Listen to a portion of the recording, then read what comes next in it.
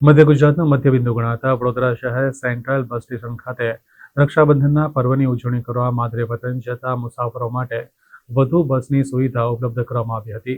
રક્ષાબંધનના પર્વને લઈને મુસાફરોનો Vadodara bus stand ખાતે ભારે ધસારો જોવા મળ્યો હતો। તેને ધ્યાનમાં રાખીને ગુજરાત રાજ્ય માર્ગ વાહન વ્યવહાર નિગમ વડોદરા સેન્ટ્રલ બસ ડેપો દ્વારા મુસાફરોની સુવિધા માટે વધુ બસો ફાળવવામાં આવી હતી। રક્ષાબંધન પર્વને લઈને લોકો પોતાના વતન તરફ જતા હોવાથી વડોદરા બસ ડેપો ખાતે લોકોનો ભારે ધસારો જોવા મળ્યો હતો। વડોદરા સેન્ટ્રલ બસ ડેપો ખાતે તહેવારો દરમિયાન ખાસ કરીને પંચમહાલ, દાહોદ, ઝાલોદ, સંતરામપુર, લુણાવાડા, ગોધરા, બારિયા, ઉત્તર ગુજરાત અને અમદાવાદ તરફના મુસાફરોનો ભારે ધસારો રહ્યો હતો।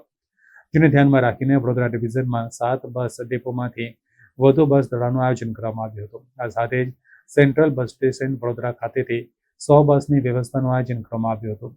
આગોતરા આયોજન કરાયું હોય આ અંગે આસિસ્ટન્ટ ટ્રાફિક ઇન્સ્પેક્ટર જનકભાઈ ભટ્ટે વધુ માહિતી આપી હતી।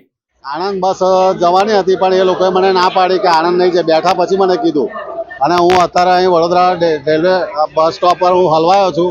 અડધો કલાક થયો છે પણ મને બસનો હજુ કોઈ અનુભવ નથી થયો કે નથી મળી। હવે મારે આગળ જવું હોય તો મારે શું કરવું હવે એ મારી તકલીફ છે।